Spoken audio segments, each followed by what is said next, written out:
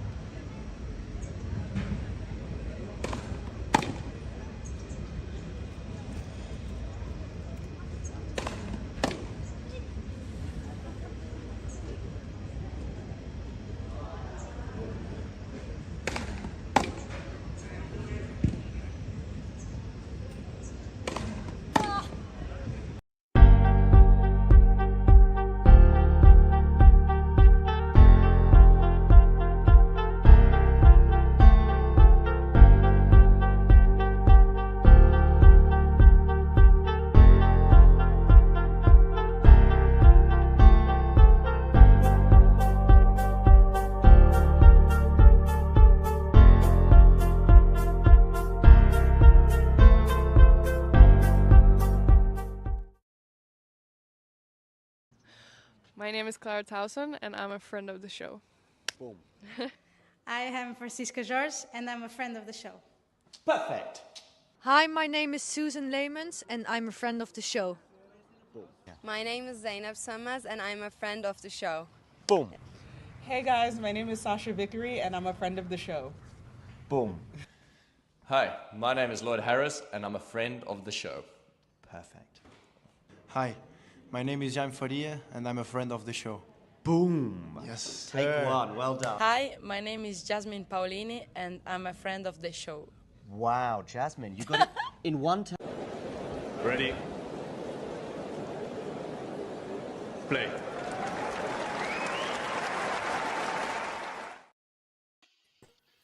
Hello. Hello. Hi, guys. How are you? Well, how are you? Quite It's fine, been a actually. while. It's a nice afternoon here. It's So, early morning for me, but where that's, are you from? I'm from the central U.S. Okay. It's just after 8 a.m. here. Okay. Just after They're 11 asking p.m. us here. our predictions because, yeah, this is the match we are about to cover between Zheng, Qinwen, and Ons Jabeur. It's a round 2 matchup in this WTA 1000 event in Doha. We can say two players who are living different moments. Jabeur came back after, very bad season in 24, also due to physical issues. A season ended, way before the real end of the season. But in 25, she's playing really well so far. She's been very solid, nice performances. Also playing well even in the match she lost, for example, last week against Rybakina, starting winning more matches. Qinwen is, we can say basically her season starts now because she's just played the Australian Open, didn't go well as she maybe was hoping for. So what are you expecting from this match? Shall I go first, or? Sure, It's the same. Yeah, I think for different reasons. I think this match is interesting because I think they've both kind of got a point to prove. Obviously, Jabeur, they played twice there. You can see Zheng won both their previous meetings, but obviously Jabeur kind of sort of coming back on the way up.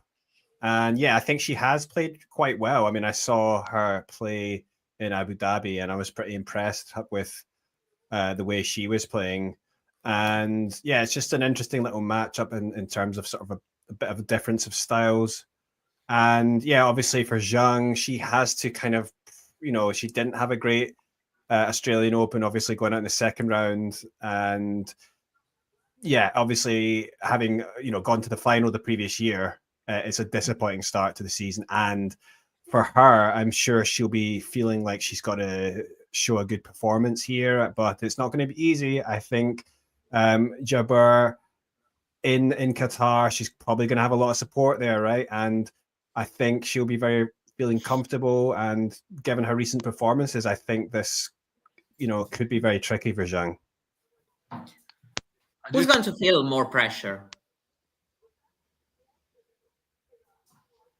Sorry, I cut off the end of that question. The question you haven't heard. Yeah, I didn't catch the end of that question. Okay. No, I was asking you who's going to feel more pressure today to get the result, to get a win. I think Zheng will feel a little bit more pressure than Jabeur. I think, as Eddie mentioned, this is where Ons Jabeur feels quite comfortable playing tennis, and so I think there's a ton of fan support for her. That can obviously have a huge impact on matches. So I think after having a quick opening tournament in the Australian, she'll be eager to get some matches in. I think Ons Jabeur just coming back from an injury, playing another top 10 player, and knowing that she can play against top 10 players well, as she did against Rybakina, I think that she can just look at this as an opportunity to see what she has at the moment.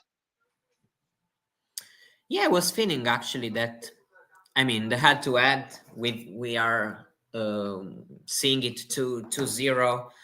But I think also style-wise, Jabeur has in her game something that can hurt Zheng. It also depends on whether Qinwen will let her have the time, probably also to, do what Ons likes to do on the court. So also variations, some, I don't know, a drop shot once in a while. Here we are watching how this has been a very important tournament in Jabeur's career. She actually played the first time 13 years ago. And so, I mean, regardless of the fact that Jabeur has lost the previous matches against her, I think she can have something in her game to hurt Qinwen, especially if Qinwen won't be flawless, and so we'll let her, have more time, breathe, and so be able to play in the creative way Ons likes to. Yeah, I think it's going to be key whether Zheng can really impose her game on Jabeur, because that'll allow her maybe to take control. If she doesn't do that, she comes out a bit nervous, maybe makes some errors. I mean, Jabeur could actually end up frustrating her, I think, and it's an interesting little one. I think Jabeur has a good chance to get technically it'd be the upset here. Do you agree? I do think the first couple games of this match, as it's beginning here, are going to be quite important for Ons Jabeur. Since Zheng hasn't played as much, it will just be interesting, I think, to see if she is able to get some early pressure in one of Zheng's service games, and just see if she can use her more recent match form to an advantage to get a break early and then get some pressure on. Yeah, I think I made this point before in other streams. Maybe it was also a WTA Weekly talking about Jabeur. I wanted to know if you agree with me. It seems like in this start of the season, she's also playing well because she's playing quite freely. I'm watching her also smiling more on the court and, having her mind, a bit more free than, I don't know, last year, for example, actually after what happened at Wimbledon 2 years ago, is the key also for her with the style of tennis she plays. I mean, everybody plays better with a free mind, but Jabeur in particular, I think watching her, kind of enjoying more her time on the court can truly, be the key for her in order to, to be back playing that tennis, that took her at the top of the ranking.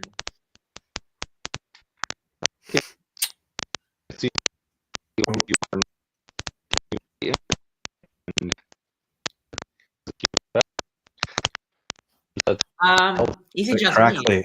Yeah, I can hear crackling. I can't hear with it. Okay. Oh, sorry, that might be my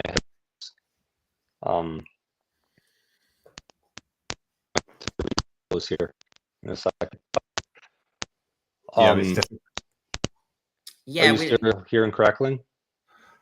Oh, you can hear you a bit better. There was still some cracks though. Okay. Okay, that's better. Yeah. Yeah, might need because to I hear also those, Yeah, it's crackling again. Okay. I'm gonna get my headphones. Now, where are you in the match? I've just got a break point here for Zheng. Yeah. Right. So advantage for Zheng. Zheng is a very good serve, of course. It's very difficult to break her, but do we think already from... No, I don't think. Hopefully. Oh, and there we get the first break. So it is actually a good. Yeah. Yeah, I was about to ask you whether do you think breaks will be so fundamental right from the start? We know that Zheng is a very good serve, but I don't know, probably at the beginning can or cannot be surprising to see a couple of breaks, maybe some opportunities for both players, especially if Qinwen maybe, still trying to find her rhythm. Yeah, it could be. And I mean, I think, this is an important, because I think for Zheng has the ability off the ground and you see there on the return game, but she has the power as well to impose herself. And I think, yeah, these first few games could be key if she's able to keep this up here. She can become dominant and early in this match. I think that will be good for her. I just wasn't sure whether, she would be able to do that. I mean, obviously, we just talked about Jabeur looking pretty good recently. Let's see if Jabeur can get into this service game with Zheng. Yeah, for sure, a good start can help also Qinwen, probably in a period where maybe she's not super confident, meaning that, she hasn't had many wins this year so far. So, starting well the match can also be important for her to, just avoid, some bad thoughts or something that can affect her game. Yeah, and that was a nice backhand down the line. I don't know if you just saw that there, but yeah. She's looking good so far. I think you all might be a point ahead of me so far. Right. Yeah.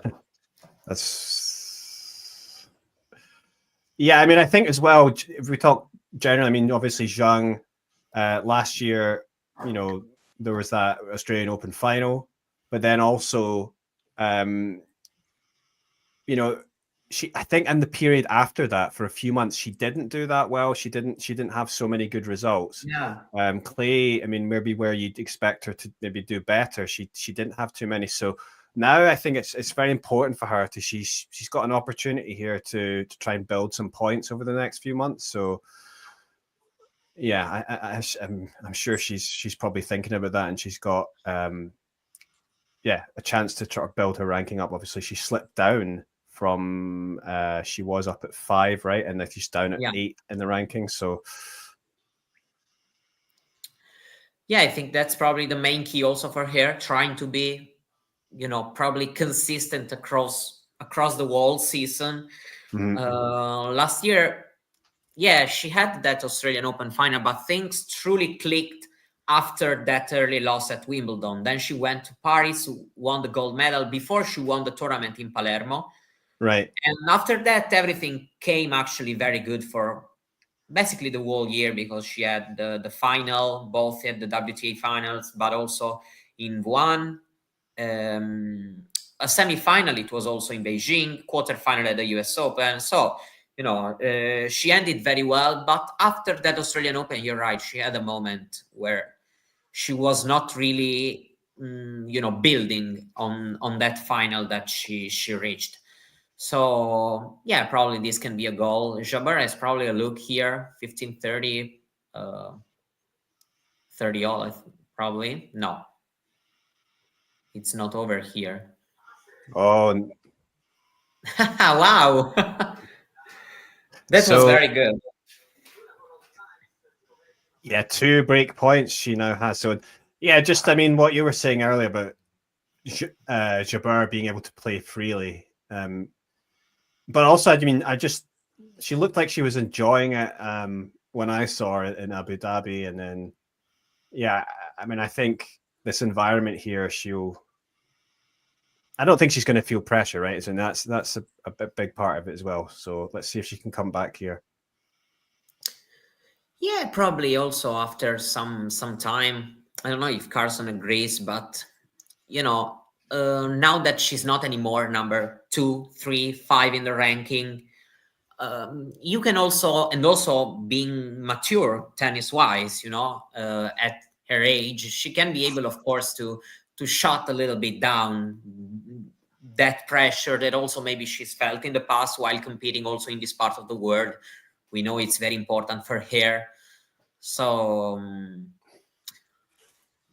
I think it's the perfect condition for her, also facing a top player. So she's not even the heavy favorite in this match. Right.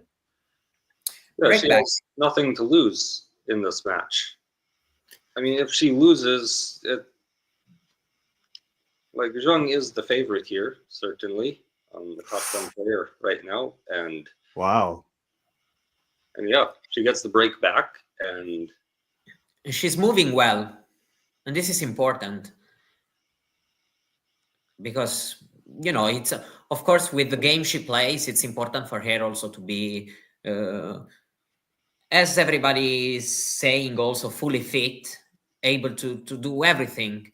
Because her game is also variety. It's not the kind of player who will go, 20 rallies, 20 shot rally with you, bombing from the baseline. So, also being able to be fresh on every ball is very important. Yeah, and that another drop shot there, she just executed perfectly. Zheng running up to it, but yeah, she couldn't get there in time to get anything good on it. So yeah, that's going to be the key in this match. I think the drop shot and how well she can execute that. And of course, doing it over one game, relatively easy for them, not for us or me necessarily. But yeah, it's just the question of, is she able to do this for 90 minutes and just continually putting that pressure on?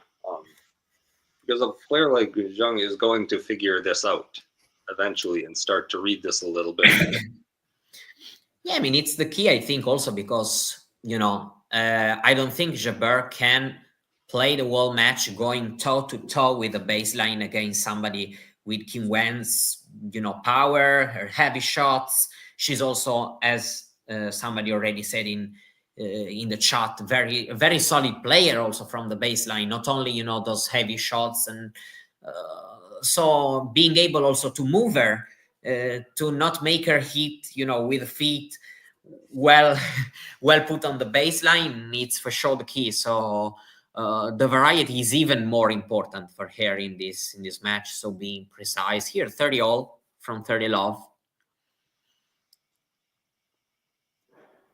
Yeah, the variety will be key in this match, and just using her experience and her mentality and tennis IQ to change things up at crucial moments. That's a big part. Yeah, on the chat, they are asking us about Coco Gauff. She's already out. Oh, that's a mistake. Yeah, Deuce. She's already out from the tournament. Have you watched the match, any of you, or just if you have any comments on that? I didn't see the match, but it's a bit surprising. I mean, 6-2 and 7-5, right? Yeah. I mean, Kostyuk is a good player, but you would think that, I mean, I can't really comment because I didn't see the match, but Coco, you would think that she'd has the level in her to be able to get past Kostyuk. I don't know. Like, it's disappointing, really, because as well, coming off the back of, Australian Open, which was a bit of a disappointment as well, where she went out of quarterfinals. So it seemed to be, after, the end last year, WTA finals, and then obviously the start that she had to the year with the United Cup, and she did so well. It seemed like maybe she was reaching a new level. So it's just disappointing from that perspective. I'm sure if you're a Coco fan, you're feeling a little bit disappointed. So yeah, I might have predicted Coco to win the Australian Open. That didn't turn out. So yeah. Well, I think few people had the right prediction about the Australian Open. Right. Although, yeah, I predicted before the final. I did predict Madison in 3, so that that's good. But you were already in the final, so yeah. it was not that difficult anymore. But couldn't pick Coco. Whatever. I always find it difficult to judge at this point. I always want to watch also Dubai before talking on the players, because I mean it's kind of a wall swing. So you may have a disappointment in Doha, but then maybe Dubai goes very well, or the opposite. So it's a bit tough for me to judge right after Doha and before watching also Dubai, because as we know, it's also a matter of seeing how the wall swing goes, in my opinion. But still, yeah, that's kind of a disappointment for sure, losing so early in the tournament. Another break point. Wow. So 3 breaks. 3 consecutive breaks. Yeah, and I mean, Zheng lost pretty quickly her service game, while Jabeur could have won both of her games, especially this one. She's had the opportunities. So yeah, I mean, she kind of gifted a bit, Jabeur, a bit more than Qinwen, in my opinion. This one definitely felt like a little more of a gift, like being up 30 love. You would hope to win that game. I mean, it's early still, but she is struggling to get some first serves in, which against a top player, that's going to be problematic. Yeah, I mean, I told you, because she's been 30 love up in both service games. So, you know, when you play such a tough player, of course, it will be, you know, it would have been important to close out those games, whatever. Yeah, the court is pretty slow. I think we are watching even right now as the match dynamic is playing out. Yeah. Yeah, I think that does two things. It makes first service more important, because a second serve on a slower court, like it's just going to bounce even more and give your opponent even more time. Also, look, it could be an advantage with Jabeur's drop shots if she's able to mix things up and not just stay in baseline rallies with Zheng.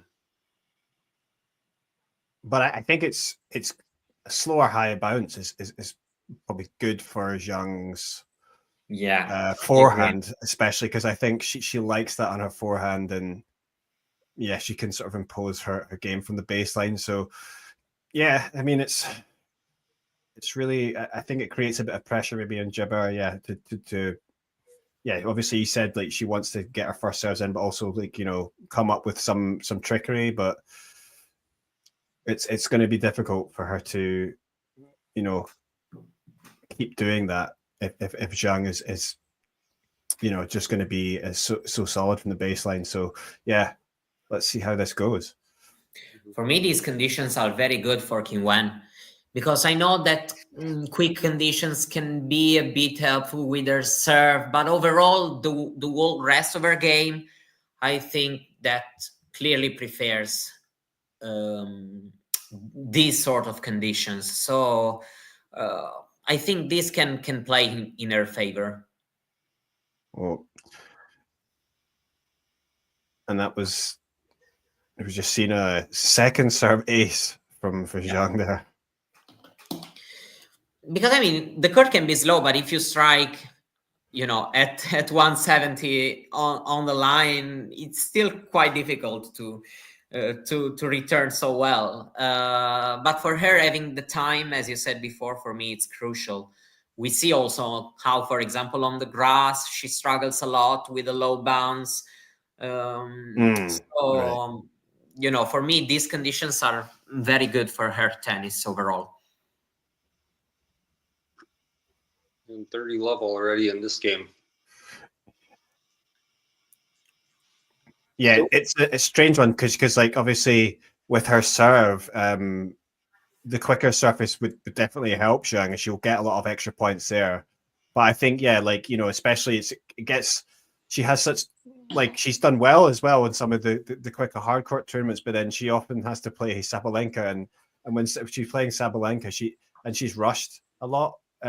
She has less time. She can't really execute as well, especially in that forehand, and it can be such a weapon. So yeah, I think the high bounce, the slower court actually does help.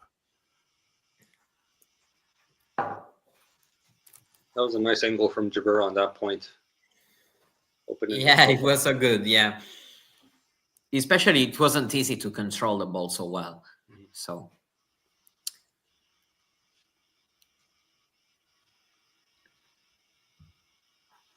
That was clever, a clever forehand.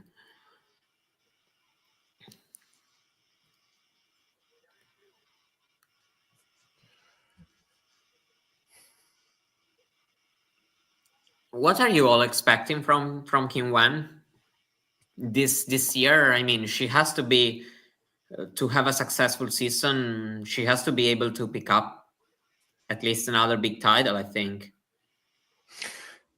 Yeah, and I mean, I think, you know, given that she won the Olympics, yeah, perhaps, you know, a title on clay is where it could come. I mean, you know, she's had a few titles on clay now, but she hasn't really done too well in the main clay stretch. So you would think perhaps there's an opportunity there. Not going to be easy if she has to come up against Iga or someone, but perhaps the draws can open up. Let's see. I mean, of course, she did beat Iga in Paris at the Olympics, so who knows? How much do you consider? No, go on. Sorry. No, go on. I think she's in the second season now, coming off of a slam final. It's going to be about just the consistency on tour. And I mean, we mentioned this a bit earlier, but there would be moments last year where she would disappear for stretches of time. And I think that's going to be something that her coaching team will be focusing on with her, is just having a more consistent level throughout the season. But I think she'll still be a top 10 player in a year. Like, I don't think she's going anywhere anytime soon. No, me neither, you know. I also feel pretty comfortable. Then, I mean, it will depend, of course, on the results. But, you know, what we saw at the Australian Open is not enough for me to think, you know, she won't confirm herself to be one of the best players in the world.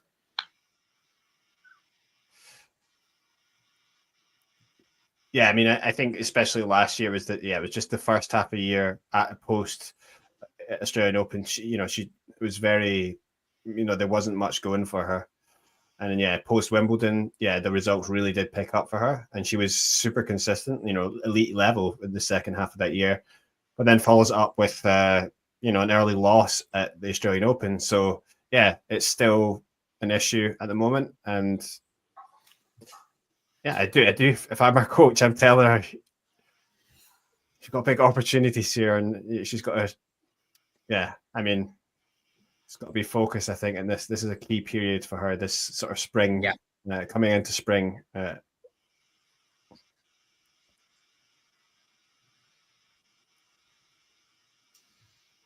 hold.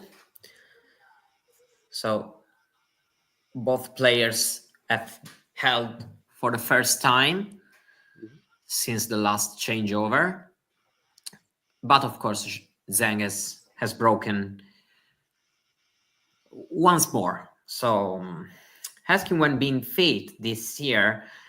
More than fit, yeah. I know that we have watched her with that sleeve, but I think probably maybe the main issue in Australia for her has been also a bit of also fatigue from maybe also mental and physical as well from the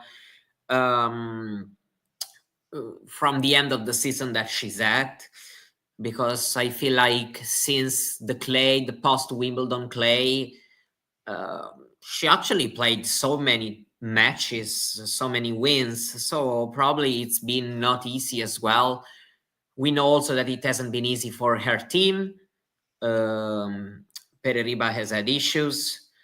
So, I mean, I think there's a bit of a combination of things that, you know, maybe has let her be not prepared in the best possible way for the Australian swing. Indeed, she just played at the Australian Open and didn't even, you know, go that well.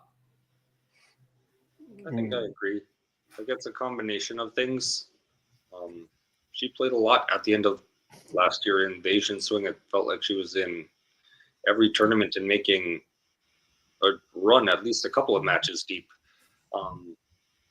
And then also just, I mean, specifically at the Australian Open, it's your first time defending those kind of points. Like, I think, like, same thing as with Diana Yastremska, who made the semifinals last year. Like, if it's your first time defending that amount of points in one tournament, I think that can mentally get into your head a little bit. Yeah. I know Yeah. I would buckle if there was if I was doing the equivalent even at just an amateur level. I was defending a bunch of points. I would be feeling big pressure. You would retire before the tournament. Yeah, I'd be throwing rackets. No, I'm not sure I would do extraordinarily well under those circumstances either. Yeah, like an ITF 15 event or something, defending like 8 points and just like breaking down from the pressure. Let's say that there is a bad number for Qinwen in this match so far. We are watching it on the screen. And it's 27% first serve seen.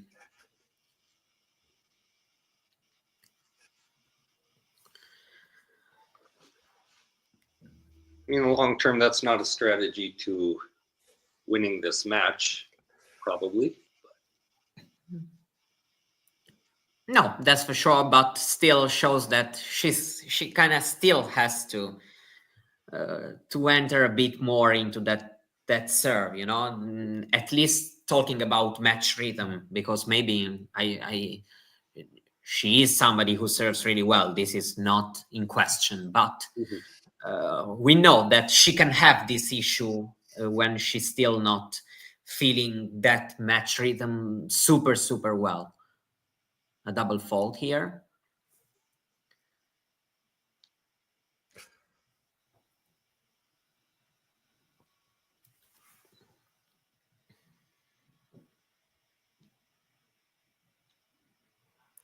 Yeah, you're talking about the sleeve there as well. She's wearing the compression sleeve, and is that just precautionary, or is it just that I see a lot of players doing that these days, right? It's not necessarily that she's injured or such. Maybe it's just little niggles, but yeah, it's tough to call because you know they haven't really mentioned anything big about it, but we know that you know it can be some minor issue. Players, you know, are facing those issues a lot these days. I don't know if it can have something to do also with the balls. There's been a lot of talks about that. Whatever, it seems like you know this is not directly affecting her today, and this is the most important thing. But yeah, probably it's something to, you know, we've watched also Raonic, Djokovic a lot as well recently with that sleeve. So like the nasal strip. Oh. Yeah. Wow, this is some nice tennis here. Yeah. Oh. Wow.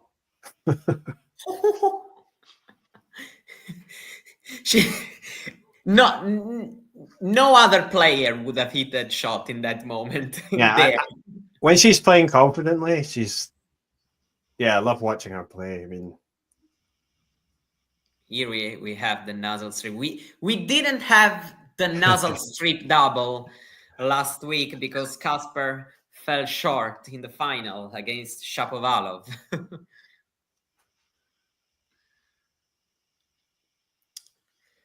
Another second serve. Let's see if Jabeur can do something here to reopen this game. Nasal strip double, yeah. A good return. Oh, that drop shot. It was out. Oh, no, it's out. Okay, so ooh. Yeah, me down. Wow, I was pretty sure it was a little bit wide. Qinwen also is not sure about that. Whatever, another great shot. This is becoming fun as match. Probably the beginning has been a little bit ups and downs. Yeah, it's in. It's in. The deuce. Oh. And you can hear. Let's say that it's a bit different when when they try it. Breakpoint. I'll try and take them to the Interesting. challengers, the nasal strips, and try and force some players to take them.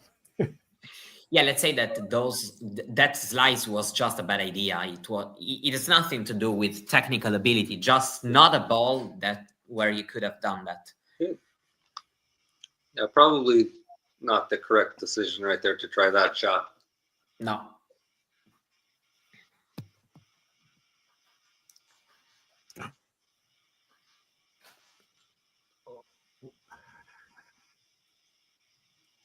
And this is wide as well. So it was looking like a comfortable game for Qinwen. But yeah, a couple bad decisions, a couple of Jabeur's great shots, and 3 games all. So 4 breaks so far out of 6 games. A little bit like I was predicting, actually. You know, we're watching a little bit some good things and some not so good things in this match so far. It's been a bit shaky from both. I think they're both still rounding into form here early in the season, and we also heard them just like figuring out court conditions and how the ball is moving here. This is her first match of the tournament, so that plays a factor early on as well. I mean, there's been some good tennis, but yeah, it's been mixed with a bit up and down. And then I'll get a love 30 again.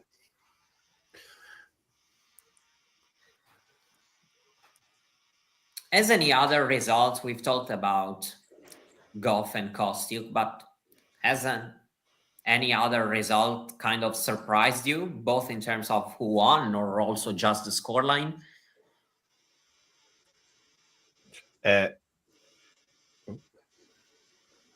Maybe not surprised. Maybe this isn't like seeded players, but I'm not sure if you saw, but Linda Noskova took care of Yulia Putintseva quite handily today. I think it was 2 and 3. Yeah, 2 and 3. So, but I mean, those are relatively well-matched players, evenly ranked, but a return winner. 2 break points once again.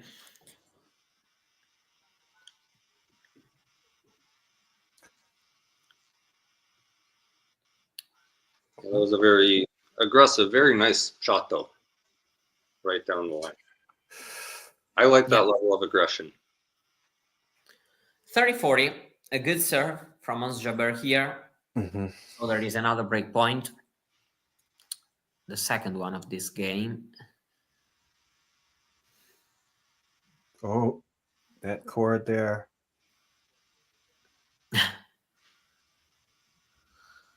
Oh, and in the end, though, Jabeur comes out on top. Well, actually, in the end, it has kind of helped Ons. Not that much because the rally still continued, but, you know, Qinwen got a little bit out of rhythm of that forehand then, and Jabeur had the chance to start attacking. So in the end, it probably, you know, helped Jabeur in starting in an attack position in the rally. This can be an important hold for her. And I wonder if perhaps the tide, you know, the momentum is shifting towards Jabeur now. If she's able to hold here, I think. Yeah, a little bit, yes. Zheng's looking a little bit frustrated, I think.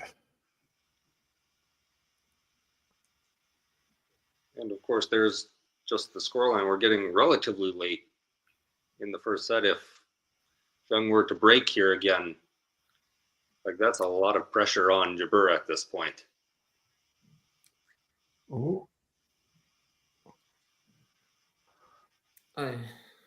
Oh. Okay. this time the slice, the drop shot is good.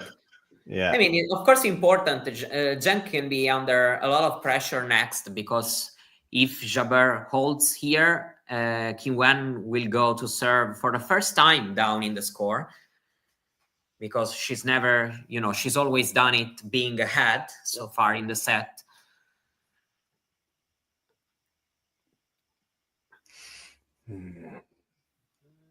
Carson, do you have a favorite WTA player? Do you want to reveal who is your favorite WTA player? Also, just a matter of style. I mean, not just I'm a super fan. I mean, there's so many great ones. I mean, hard to not like someone like Sabalenka, just a very charismatic personality. Muhova is someone that I love her game style a lot. Mukova? Yeah. Oh, sorry, I didn't hear well. Yeah, love her style. She mixes it up. And then, I mean, Kazatkina is one of my favorite people on the planet, I think. She just seems like such a great person. And then obviously I like all of the American players as well. So not like a super fan of any one player in particular, but. Oh, no. He did the hard bit and then. Yeah, I mean, it was a bit weird as a mistake. That's half the tour.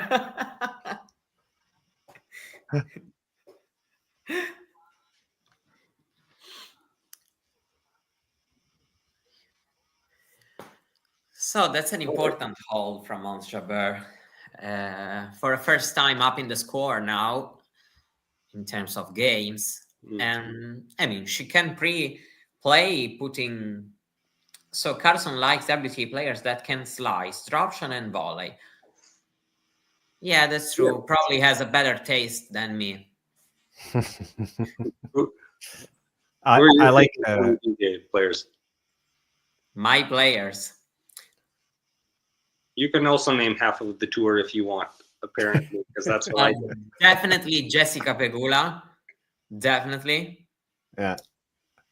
And well, I really like, I mean, well, who do I like? I mean, I like lots of players, of course, but I mean, Alexandrova is somebody I really follow and like. I'm not a fan of big variations, but I actually, of course, like Jabeur, seems a very fun person also. So, I follow her with kind of passion. But overall, I like many players. I just like a lot of the tour right now. I've been very happy for Madison Keys. Not that I've been following her, in any of the matches she played in her career, but it's been a very nice story. So in general, I'm a bit old for the big storylines, also for a tour with much variety of players. I think the tour is in a good state right now. Bencic is a player I find incredibly funny to watch, because I really like her backhand especially, and the way she can return so well. So Bencic is definitely up there. I mean, many players actually. So I even struggle to mention many names, because a little pressure here early for Zheng in this service game. Down love 15 after a double fault. So, she gonna start feeling the nerves a bit? This Jabeur will have a chance to serve for the set if she loses this game.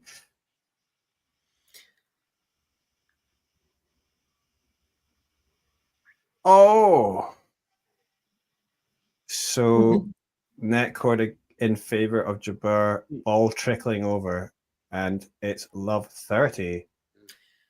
I have to say that she played a fantastic backhand right before to then get the chance to strike the down the line, but here she got a lot lucky. Whatever. Let's see if she will use this mini opportunity. one of those things you apologize for, but you're not too sorry that it happened. It puts you in a quite advantageous spot. Wow. I just Oh seen my God! Look! It's seen by what? 2 millimeters, yeah, something like Yeah, this. but it was beautiful. It was risky. I mean, I at that point to hit a backhand like that, but I mean, yeah, beautiful in the end. So Well, worth if it. you don't risk, it's difficult that you will win Yeah, that's big things. she's an elite level player, so Ace, finally. I like Andreescu. Bianca. Bianca is very, very unlucky. I remember her 2019 season was wonderful, just wonderful. And yeah, now another physical setback we've heard. nice. Let's see. Another ace. Wow. That's 4 aces now. Yeah, Zheng. and this is good because this was a first serve, right? So 148, a bit slower, but a good slice, precision rather than power. And this can be also useful a lot of times. I forgot she exists. Oh, She's very unlucky. 4 games all. This is huge. yeah. 4 straight points from lot 30 down. Yeah, big game for Zheng. And A great reaction.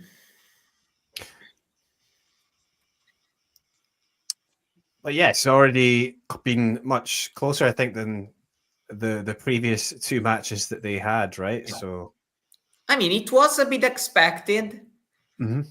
Probably. I was expecting some sort of a tough battle.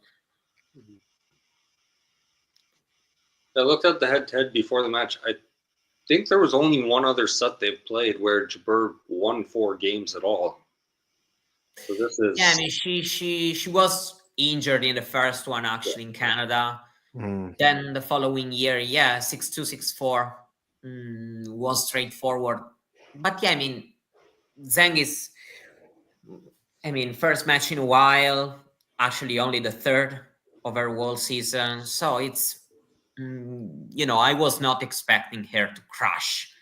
I would have been a bit surprised to see her completely crushing Jabeur, especially considering, that Ons is playing quite well. So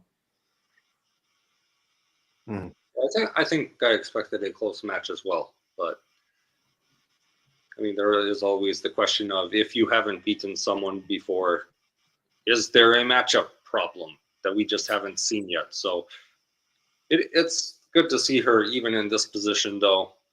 15-all, 4-all in the first set with an opportunity to push. Yeah, that's true. But, well, I think they still had play very few times in order to really, talk about matchup issue. Totally. So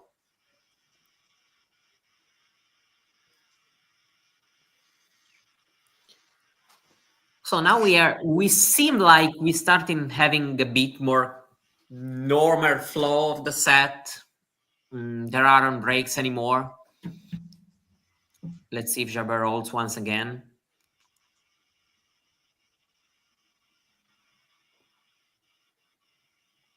This is long, so 40-15.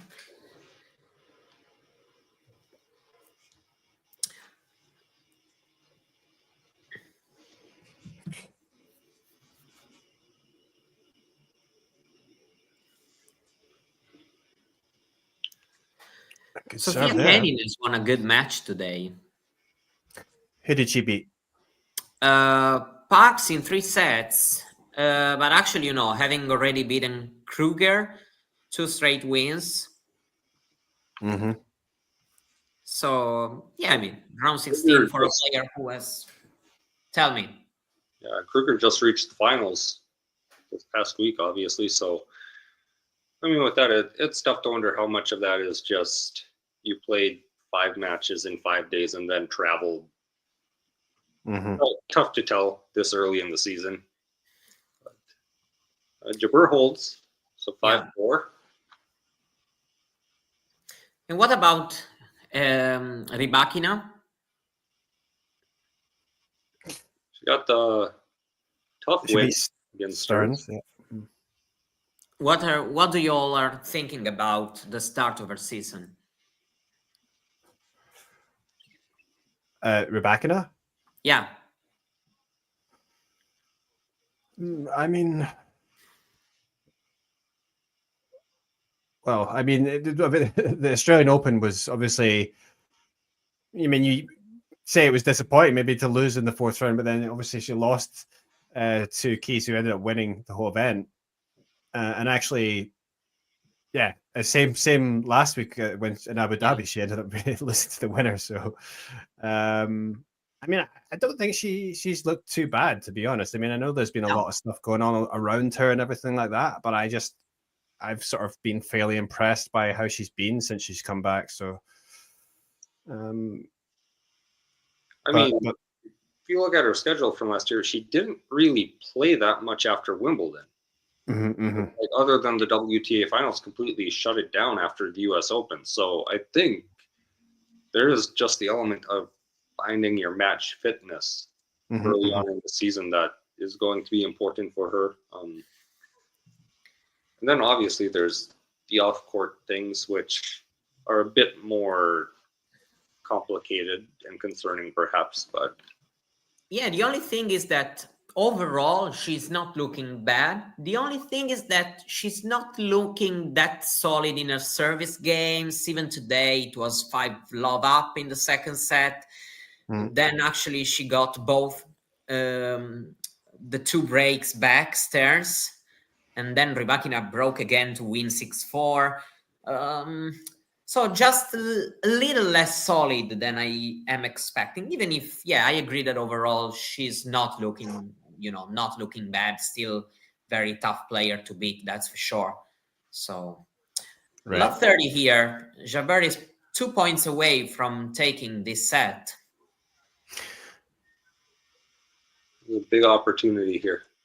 The momentum has definitely shifted, meaning that in the first part of the set, it was Jabeur that was trying to hang in the score, to stay close. And now it's kind of the opposite, Jabeur looking better and Qinwen trying to stay there and to not let Ons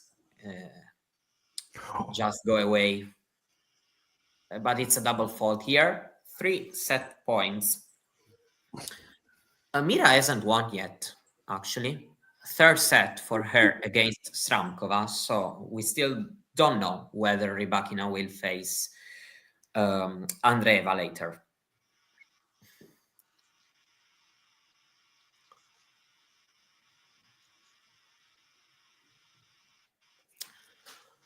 Let's see this set point. 3 consecutive set points for Ons Jabeur. Wow. It'll be a second serve now.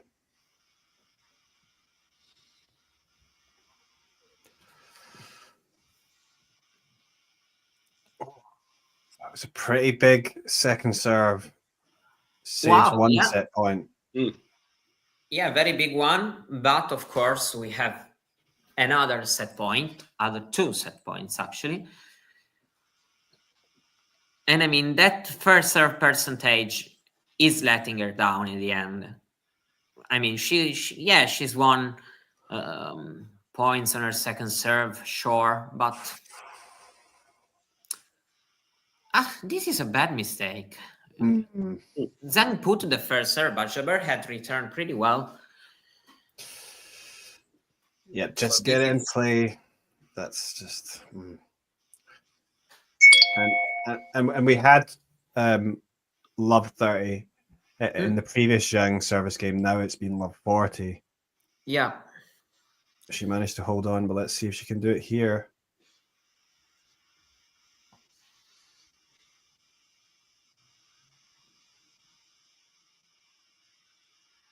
A tough rally. And this is long. So, deuce. 3 set points saved.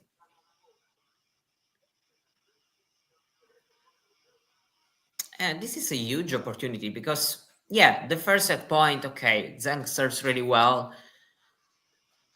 Okay, here maybe it's not that big of a mistake. Probably more the second set point.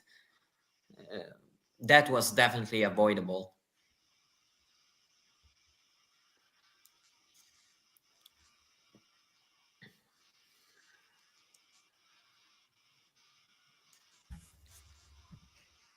What does it mean? Did they have 10,000 slams between them?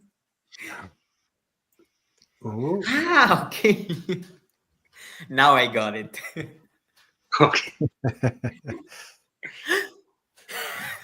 feel like tennis Twitter is still like that sometimes, though. Yeah. My favorite players are, yeah, Iga, Carlos, Sinner. No, my favorite players have like 3 titles combined in their careers.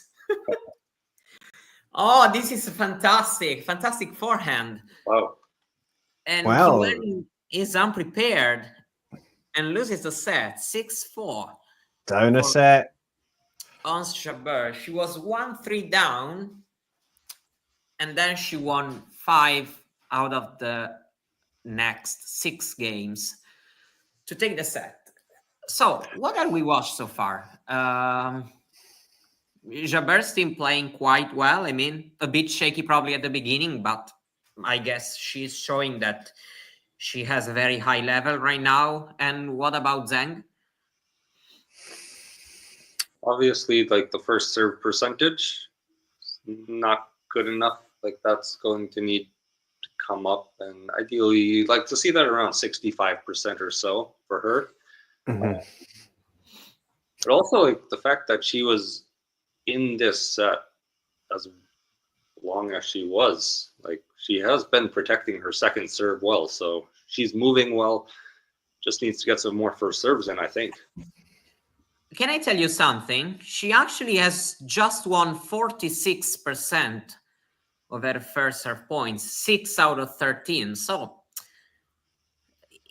even when she put that serve in, it's not like she has been that effective as she probably is, other times. That's surprising, isn't it? I mean, I guess she's been getting.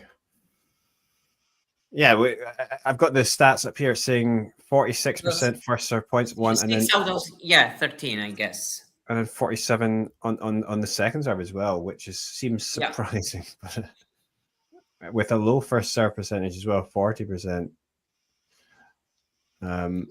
Yeah, I mean, I guess she had some break points, but yeah, I mean, it felt like though in the rallies that she'd been doing pretty well, but it's just, yeah, obviously the serve is not helping, and yeah, a few sloppy moments let her back, let Jabeur back into the match, and since then Jabeur's sort of looked the better player. So yeah, definitely. I think Zheng, I mean, definitely she can, obviously that first serve percentage can go up, and the match might change, but yeah, let's say that basically we are playing the game that Ons likes to play. She has time to to do more or less what she likes the most on the court, which is different from what Qinwen does. So, we are playing more at Jabeur's terms right now. And this is making the difference. This is very that was very far. And yeah, she doesn't want to sort of lose the momentum here. She wants to try and keep up here, Jabeur. So yeah, absolutely. Absolutely, because you have just broken your opponent for the set. So if you concede a break, you already lose that advantage, that psychological advantage that you've gained. Qinwen seems a little bit confused probably right now.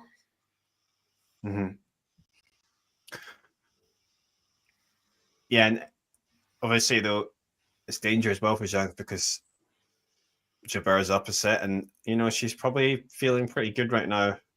She can hold here. She might free up even more, and Zheng's really got to get those first serves in like we talked about, but start imposing her game on Jabeur, make her feel uncomfortable by outplaying her from the baseline, and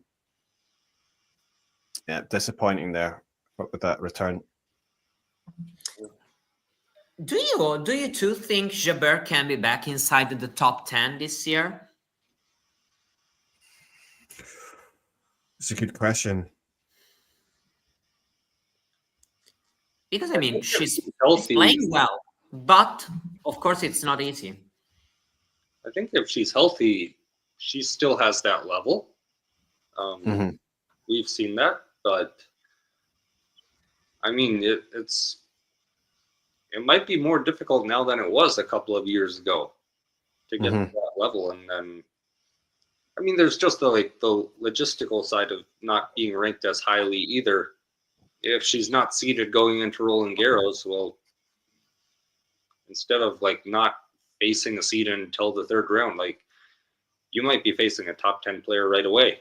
So it can just give you more difficult matches early on in tournaments. So it's tough to know without seeing draws in advance, obviously, but I think she has the level. Yeah, I mean, then again, it can be number 11. I mean, I'm talking about, of course, getting more or less there. And, signs are kind of encouraging. I don't know, Eddie, what things. Oh yeah, I mean, I definitely think tennis-wise, she's got it there. But yeah, obviously top 10, you need to be playing regularly. You need to have. She's going to have some, probably a big tournament win in there somewhere. So, I mean, maybe this is an opportunity for her here. But yeah, I think tennis-wise, it's there. I mean, what's her ranking now? She's 35. 35. So, I mean, you're talking about seeding there. That's not too far off a seeding spot. So she might have that when Roland Garros comes along. And then, of course, I don't think she risks of dropping because I don't think she has, big,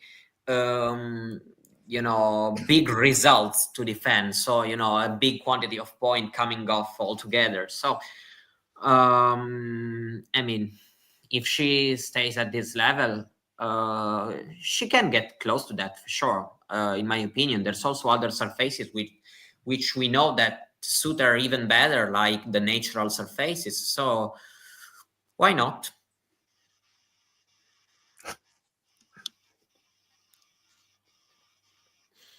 I do think this Middle East run is a good opportunity for her to build fitness, and I mean, it's a place she loves to play. The fans love her here. So I love 40. The momentum is not just shifted, but is right now completely on Jabeur's side. Yeah, Zheng in trouble, has got to be said. She's not looking good. And I love 40 here. She's not finding the first serves like we were saying. If anything, she's been missing more. Yeah, this is the case where, in spite of Zheng being the seeded player and Jabeur being the unseeded one, who got more unlucky with the draw, it's been probably Qinwen rather than Ons. Because among the top players, Ons got the top player, which is probably a bit more beatable right now, considering that she has had, a slow start of the season. While, I mean, for Qinwen, playing straight away somebody like Jabeur, especially in the four Ons is right now, and in the confidence she is right now, it's for sure not ideal. Yeah, and I think those previous results, it didn't really matter coming out into this match today. I think Jabeur, as we've seen, I mean, she has the game to cause trouble for Zheng, and especially with Zheng's not feeling so sharp. So yeah, she love 15 there now on the Jabeur serve. She wanted to try and keep this momentum going. Yeah, there's a question. Did you see the celebrating, singing on Jabeur fans disrupting the Vondrousova service game? Yeah, I watched the clip. Oh, I didn't see that actually. That's not a mistake she should do. I mean, she's impatient now. Also, it wasn't like that, of course, at the beginning of the match. Now she's. Let's see that probably the non-confidence period is rising up. Jabeur has this ability with her tennis because she doesn't give you rhythm, and this can make you feel probably even more unconfident, inconfident. How should I say? I forgot, but okay, you understand. Yeah, unconfident. I think Zheng needs to keep it together mentally here, because she's a few wild shots there, and she's got to just think, just one breakdown. It's almost like she just saw that backhand down the line go in a couple of times and thought that that's her only place. So maybe going to a little too much here overall. But not much you can do when Jabeur hits shots like that, though. No, this was amazing. But because the thing about Jabeur is that she hits those drop shots in the total opposite situation they teach you at the tennis school, She's 2 meters behind the baseline. And she's even at times a little bit off balance, and she still manages to hit this well, this precise. Yeah. She plays like, some these shots are crazy, like the shot selection sometimes, but she'll execute. It's like how I would play if I was playing a video game or something. Sometimes. Yeah, because if you do that thing tactically at the tennis school, they tell you it's not okay, but her hands are just too educated, and so. Yeah. And well, I mean, it looks really bad for Zheng now. She's got to hold on here, otherwise I think it's basically over if she doesn't hold. Yeah, I mean, it's 8-1 in the last 9 games. So. Wow. Yeah. You do wonder if, like, after not playing many matches this year, if she is feeling something physically at this point as well. Like, I don't know that I've seen anything that specifically points to that, but the drop off in this last 45 minutes or so has been wild. Yeah, she's not brilliant physically, that's for sure. Yeah.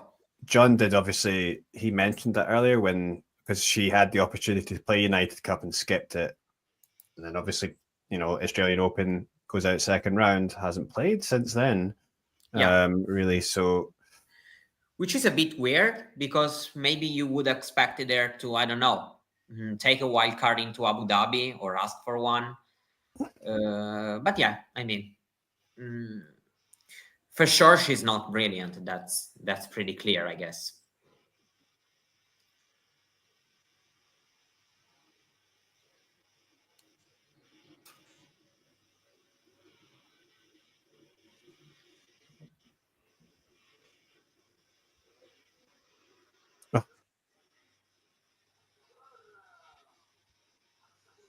You feel like these next 5 minutes or so are going to be pretty important for this match.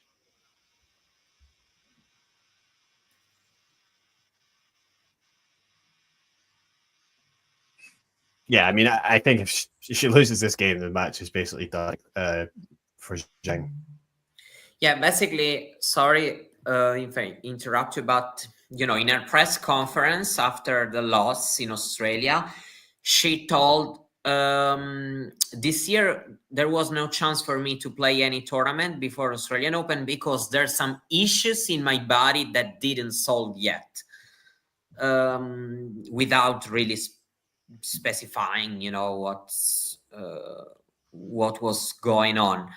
Then, I mean, I honestly haven't read you know, the media day quotes here in Doha, so I don't know if she came back to tell this, but that's what she said after losing at the Australian Open.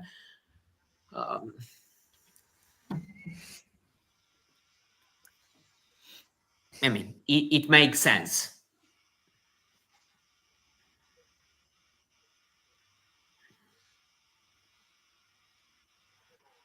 You do almost wonder if that sleeve on her arm is for more than cosmetic purposes at this point, because yeah,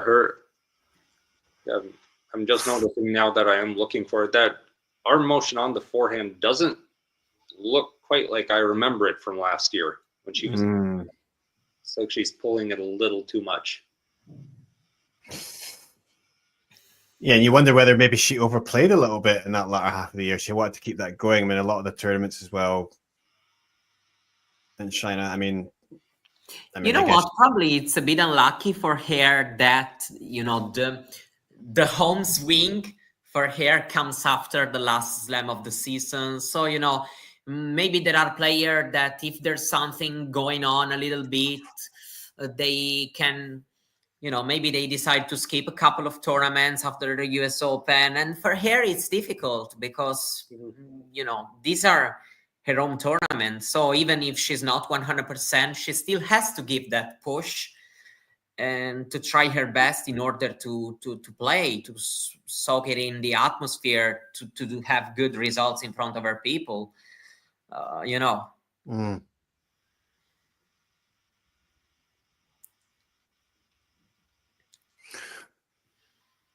Well, she does hold, so could be important. Yeah, definitely, because I mean, the match, of course, is not over. Of course, it's not looking good for her, but it's still one break. So.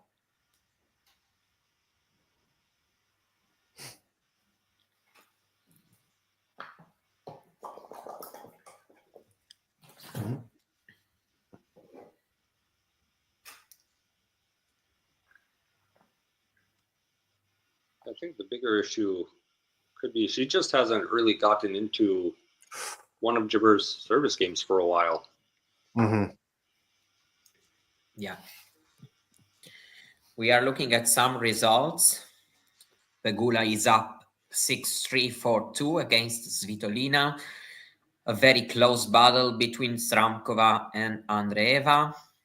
There are also a couple of doubles matches. Do you like what the US Open has done with the mixed doubles? Because I don't really. I understand why they did it. Yeah, but it's an exhibition, not a Grand Slam. Yeah. Yeah. I think it will feel like that. You can't count it as a Grand Slam title. I'm sorry. It also kind of, it's on at the same time as the qualifying, right? It's in the same week. Yeah, in the same week of qualifying event. I don't like that because it kind of takes away attention from that. And I mean, that is actually, for those players, it's a big deal. I just wonder. I guess they want to make it more about the on-site fans rather than those watching. But for me, it's basically the biggest issue for me is that it looks like more an exhibition rather than a Grand Slam specialty, you know? Yeah, I think like the only argument you can make for it is that since the opening week of the US Open is completely free, like you can just go on site. Like there's the argument that it could increase exposure for it, but like that's your only argument really. For me, the only thing is that they want the top singles players playing. Yeah. That's the only reason, the biggest reason why they are making these changes. But then again, for me, I repeat, it becomes, already, of course, mixed double, it's a small draw. You only have to win 4 matches in order to win the tournament. So, but at least, competing this way, it's still, has its value as a Grand Slam title. In this way, for me, it loses most of its seriousness in terms of it being a Grand Slam specialty. Let's imagine, I don't know, the pair, I don't know, Sinner Paulini win the title. They decide to play and win the title. For me, what does it mean? I don't know. In terms of Grand Slam success, I mean, nothing. No, yeah. I do question as well. Like, if I obviously do not run the tournament, but I probably would have went the opposite direction and maybe moved it back a couple of days to give a little more time. Like if players did lose early on in the tournament, for them to like join in the other tournament. I just think with doing it so early, like what top players that have a chance of winning a Grand Slam are going to risk injury playing mixed doubles? That's because I think it's more like an exhibition, because there's also the 4-game set. So they are making it appealing for top players, a bit like, I don't know, the players who play in Koyong Classic before the Australian Open, for example, this sort of thing. So I can get why for some top players it can be an idea. But as you mentioned, of course, I'm not going to risk an injury. I'm not probably going to give 1000%. So I don't know. That's why I don't really like it. Yeah, I agree with this comment on screen right now that it's of course, until my favorite players wins the title, because when my favorite player will win the title, I will publish it as the biggest Grand Slam achievement ever. I'm kidding. Even more important than the singles.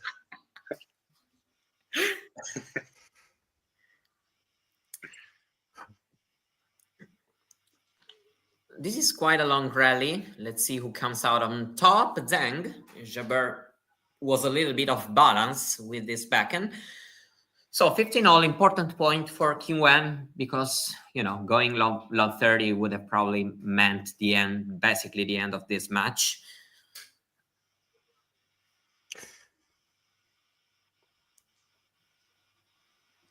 Yeah, Zheng hanging in there for now.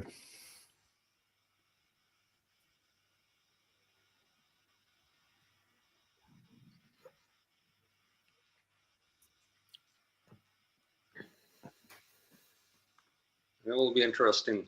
So the winner of this match will play Sofia Kenin in the next round. So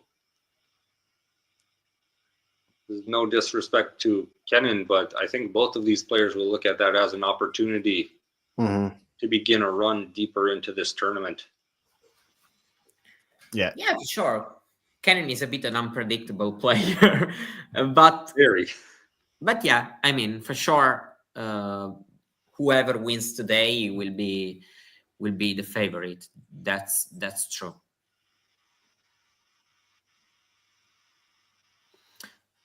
$15.30.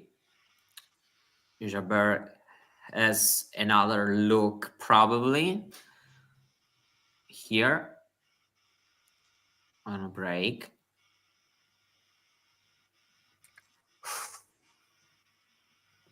Wow, this is good though, and it's really okay, nice it works. Sort of. Well, this is a good shot. inside out backhand was nice, wasn't it? Mhm. Yeah.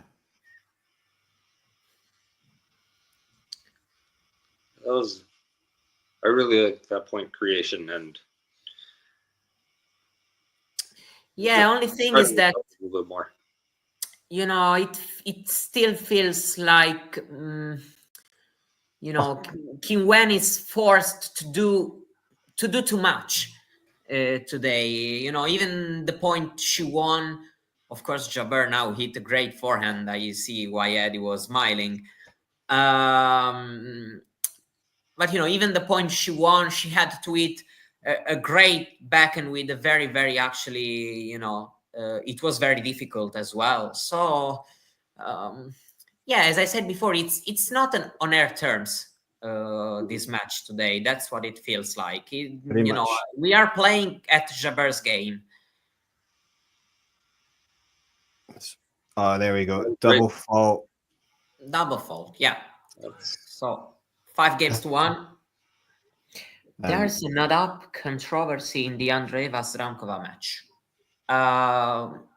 Well, I will look at the clip after this match. I mean, the ATP has actually published the news today that for all the 1,000 events, there will be the how do you call it, VAR? right.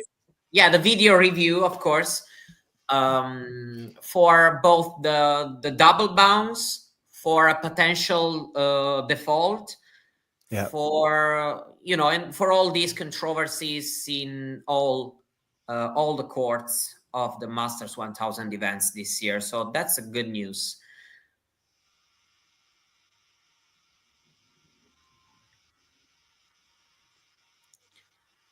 do you think that has the potential to be a net positive to tennis, and hopefully taking some of these controversies out?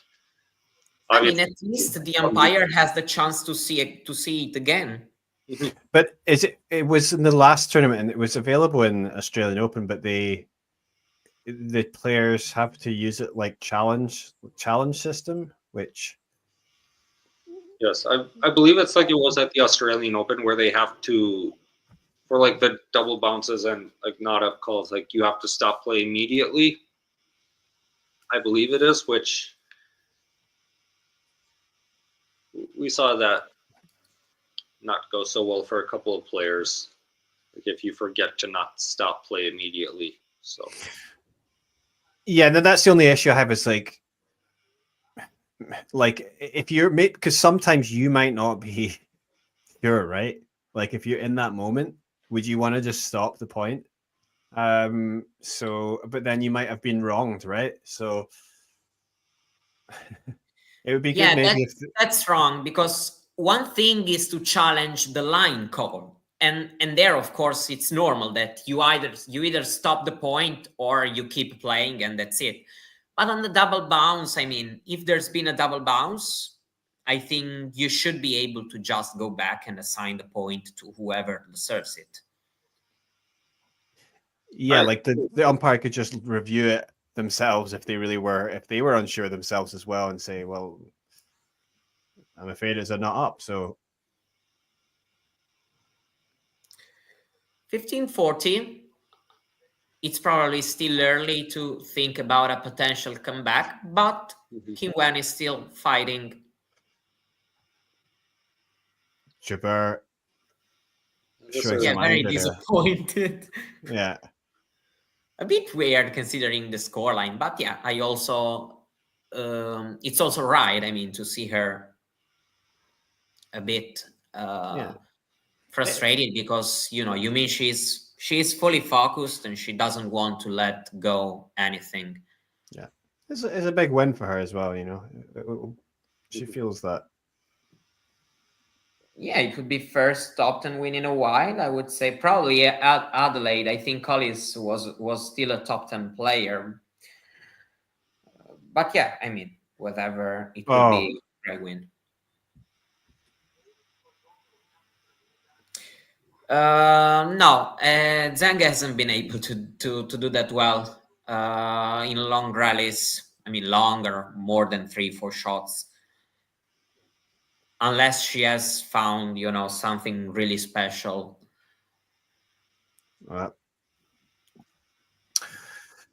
It's a good serve there from Ons, so she gets to juice. I think she will close it out. It does feel like that's the way this is trending.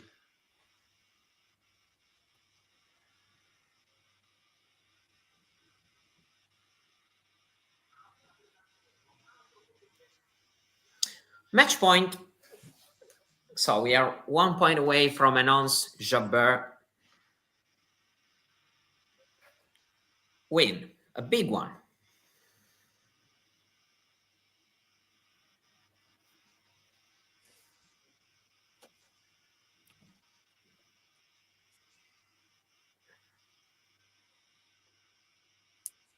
Oh, it went out.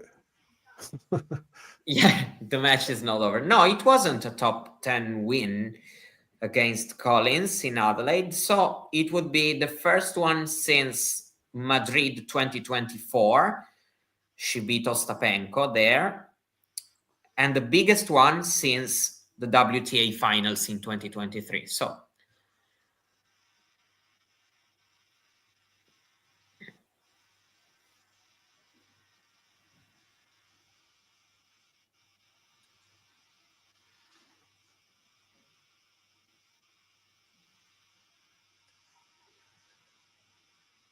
So another error there from Jabeur, setting it long, which yeah, she's got to be careful here.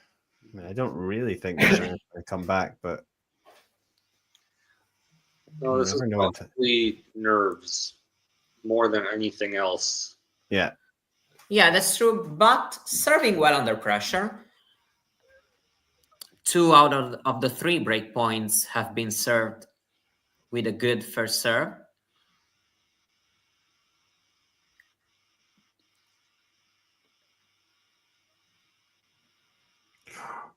There's an errant return. Back to deuce.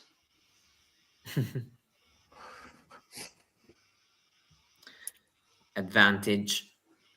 Zheng, 4th break point of this game. Well, I mean, with Zheng, she might be having physical difficulties. We don't know, but she's still giving it a go here. Yeah, let's say that she's finally letting her shots go a little bit more. Yeah. Not that she hasn't taken risks today, but a double fault. So we are still pretty much in this match. There's still a break of difference, of course, between the 2 players. And I would even say that break or not, it doesn't matter that much today. You know, both players have been broken quite a few times.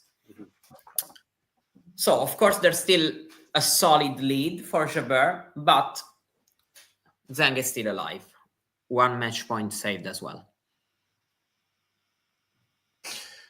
Yeah, I mean, I've got to say, it must have been nerves there from Jabeur. Obviously, yeah, it's a big win. You know, it's been a while, so and also, yeah, she's probably thinking, you know, this is if she does win this, there's a big opportunity in this tournament here for her to be able to go on and do well. I mean, I think she should still close it out now, but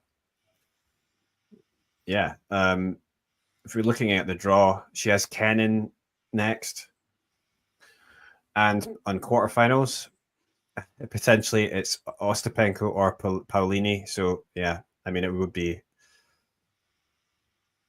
a difficult one probably in that quarterfinal. She does get through, but she has been playing pretty well. So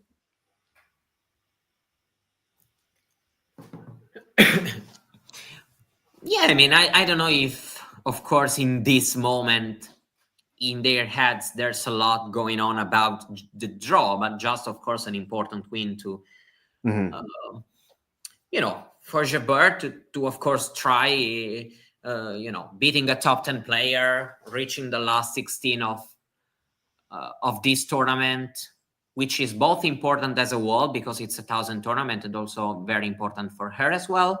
And for Zheng, I mean, of course, right now the pressure is a little bit off because she's deep down in the score.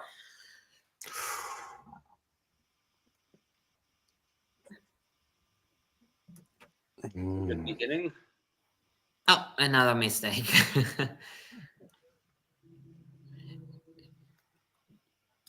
Well, I'm you know, heading off. See you for the 2 Buenos Aires matches. Goodbye, Jake. And have a nice day at work. the Buenos Aires. You doing Fonseca? No, is that I'm not doing anything more. He says there'll be. Jake says there'll be 2 Buenos Aires watch-alongs. So Yeah, there are. I know there are. I think the Fonseca match. There is Fonseca and also Diego Schwartzman, I guess. That's what I watched on the home. Oh yeah. See, Jay is Final match, potential final match of his professional career. Yeah. Wow. What a career he had. Yeah, a great one. A great one, actually. A very good one. He's also had a couple of very, very good wins. Beating Nadal in Rome, for example. That was a huge win. And of course, reaching the top 10 in the world. Yeah. And doing it also with a sort of unique style of play. So it's definitely been a great presence on tour.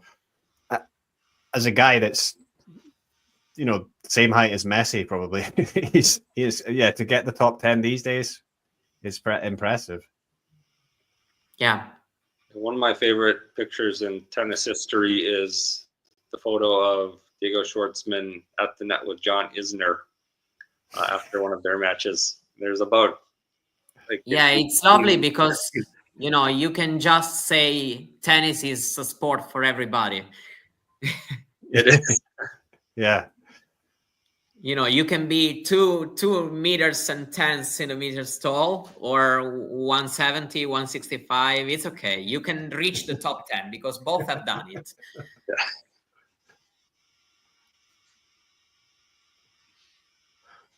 So 30 all, that's a good backhand. So Zheng has another chance, a chance to win another game. Yeah, and Zheng's maybe not found outstanding level here, but she's found a decent enough level. So yeah, she's definitely calmer. Of course, Jabeur has hit a couple more mistakes than, you know, 10, 15 minutes before. But yeah, Qinwen has, of course, given the score. Shrug off a bit of pressure. I mean, this was bad though. Yeah, that's not very good.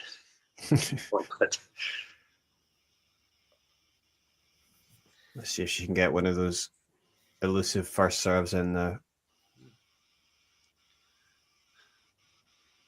Your serving has certainly improved in this set, though. Yeah.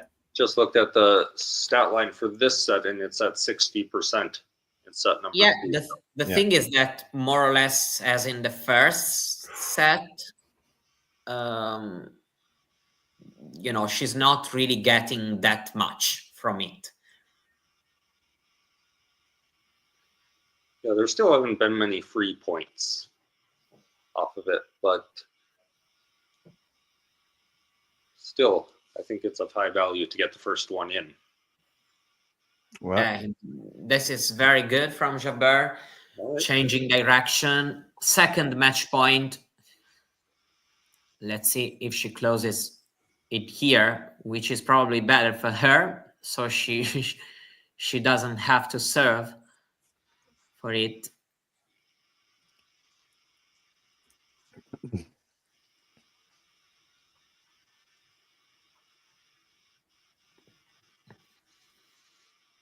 The serve is long. There's a second serve.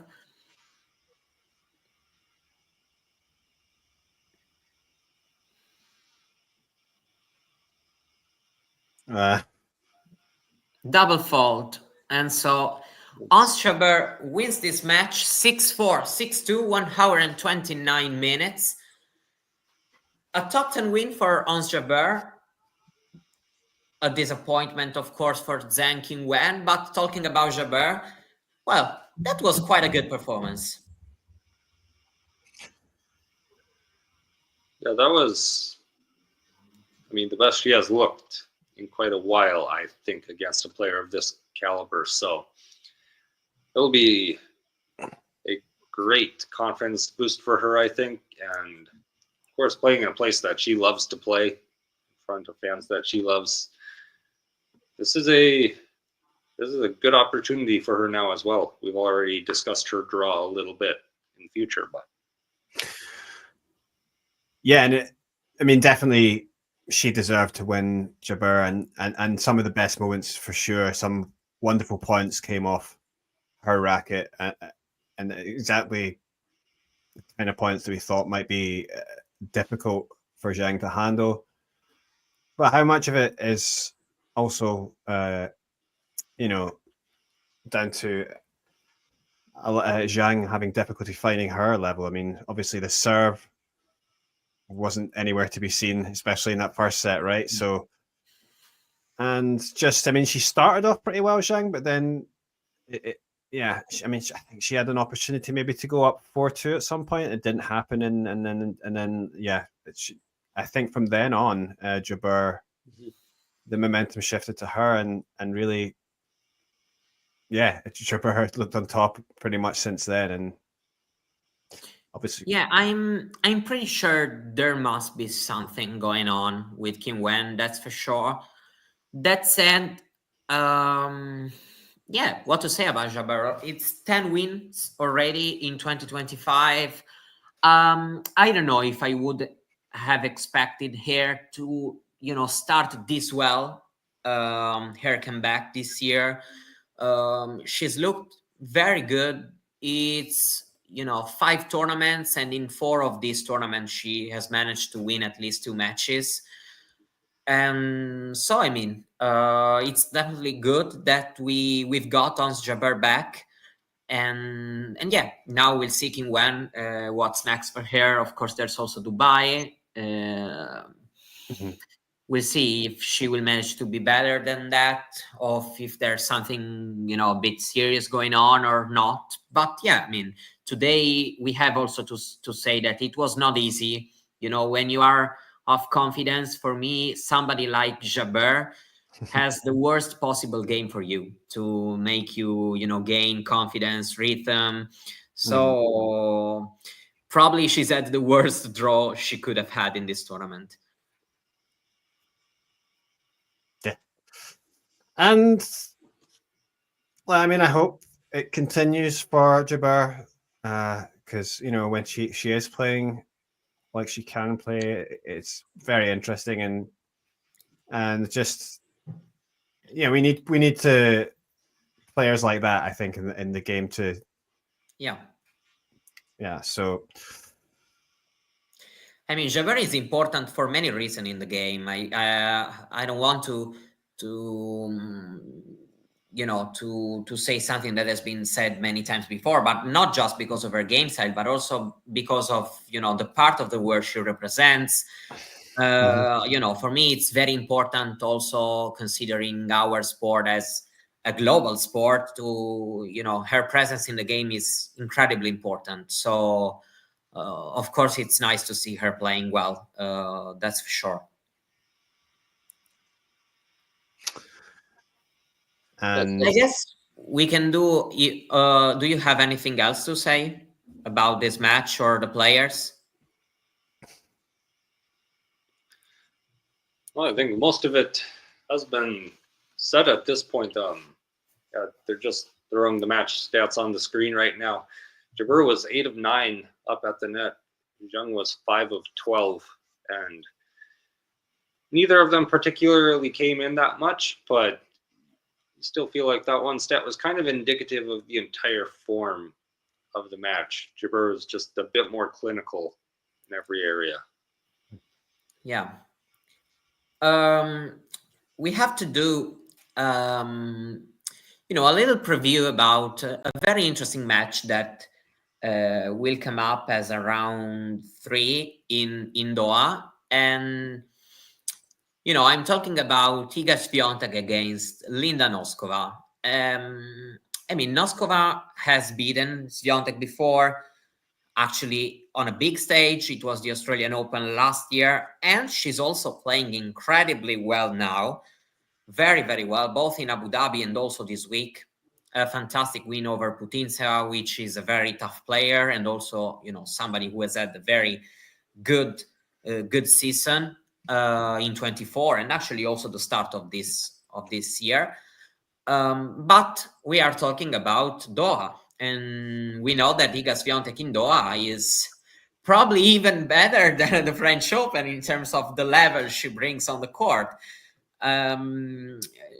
She hasn't dropped any set since the first match she played here 3 years ago. She won in 22, in 23, in 24. And so what do you think about this one? Has Noskova any real possibility to beat Iga or really trouble her? Or, you see Iga winning in Doha as routine as ever? I think that Iga is a massive favorite in this match. Obviously, she's won, 16 straight matches here? It's an incredibly high number. Yeah. I think she'll be the favorite. If Noskova is going to have a chance at winning this match, I think her forehand is going to have to be at a very, very high level. And then obviously getting a bunch of first serves in and just trying to take a little bit of time away when she's serving, just to get the match on her racket and control the pace and rhythm a little bit. That will be very important. Oh yeah, there's the result there on the last time they played. There, I kind of see a pattern in this. Had to add, meaning that also, as you say, Australian Open. What happened? The Indian Wells, Miami. So if these conditions being quite slow probably would make this match similar to Indian Wells, or not? It would make it more similar to it, probably, right? And that probably does favor Iga, you would have to say. I mean, I don't think she's obviously a little bit disappointing for her, from AO, but I'd still think, her level at the moment, she should be coming through this one fairly comfortably. And if Noskova was to actually get a result here, I'd be quite surprised, but me too. Yeah. It feels like maybe about 80-20 to me, 85-15 in favor of Swiatek as far as percentages. But I think Iga will come through here. Yeah, I tend to agree with you too about that. Noskova can be a dangerous player for Swiatek, that's for sure. She is playing also very well right now, so we don't have to underestimate her. But I don't see her ending the Doha winning streak for Iga. Iga has looked quite good also in the match against Sakkari. Of course, at the beginning it was a little bit ups and downs, but it's kind of normal. Maria also has played quite well in the first set yesterday. Probably I'm expecting a similar match. So maybe the beginning can be, quite even as a match, especially if Noskova manages to serve well and, to be ready right from the beginning, but I am expecting Iga to, to play better as the match goes on. So yeah, I would be also very much surprised to see Noskova winning, and I think Iga will win this one. Yeah, but perhaps it could be a bit closer than we had some of the results there from the last one that Iga won in straight sets. I mean, it might be a bit a bit closer perhaps, but probably it's still if Swiatek wins in straight sets, it's more or less in line with what I expect. I am expecting that too. Carson? Yeah, I think Swiatek will win this match, and I think it will be good and a close one. You can see all of these sets on the screen right now. Even when Iga is winning, it's not like Noskova is getting battered off of the court. Like, she's getting at least 4 games in most of these sets. So you can't underestimate her at all, but I do think Iga will come through. Close but in straights, or close in 3 sets? I think close in straights. Okay. Like we tend to agree on. Yeah, the slower courts are definitely an advantage for Iga. Yeah, I just think it's not the right tournament for. I can see Iga dropping her first set since 2022, but still win. Possible. We'll see. I guess only time will tell who is right. But for sure, it's a very interesting match also to see, also for Noskova, because, she started playing very, very well right now. So Iga will be, of course, a very, very good test to see where her level is at, given that most people are probably expecting Noskova also to get a bit up in the ranking and maybe closer to the top 20. Who knows? I think that can be a good goal for her season. I don't know if you agree, but I think she can try to reach that goal. For top 20? Yeah. Yeah, I mean, well, she's not too far off now, and you would have to say that. Yeah, I mean, like, she has been looking good, and also she's still so young, right? So I mean, yeah, this is every match, every moment. Yeah, she can be learning and picking up a little bit. So yeah, it's going to be interesting to see how she does. I mean, another Czech player to make into top 20 would be one of many. That's true. So, do you have anything else to say? I think we covered it all for this preview of the next match, but in the next round. But I mean, there's always a ton of great tennis happening at this tournament, so plenty to talk about. Yeah, that's true. I should also just maybe mention, it looks like Shramkova's about to beat Mira Andreeva. Yeah. So serving, she's got a match. She's serving for it. Andreeva but it's a deuce. Is that deuce? Saved one. Saved the match point. A close affair in the second set as well between Svitolina and Pegula. Well, I guess. Who wins Arena against Alexandrova? This can be probably a Sabalenka in 3 sets. Probably. I think so. Alexandrova has pushed her at times when they have played, but even if conditions are quite slow in this matchup, this can favor Sabalenka probably. In this particular matchup. It's not particularly good for Alexandrova, right? And no, because Alexandrova would be, less able to maybe rush Sabalenka as she probably did in that set she took at the US Open. So I tend to think so. But I mean, it wouldn't be surprised to see, Alexandrova troubling Arena, especially considering that's her first match after the Australian Open. You are biased though towards Alexandrova, haven't you already said? It is tough to draw too much from that match at the US Open, simply because it started at about 2 a.m. local time Yeah, it was No weird. one's really in a normal state of mental or physical being at that point of the day. So yes, she took a set, but maybe it's difficult to take too much from it. That's true. That's true. But it's been a tough matchup also in other occasions, I have to say. I Whatever. do think Sabalenka will end up pulling through, but it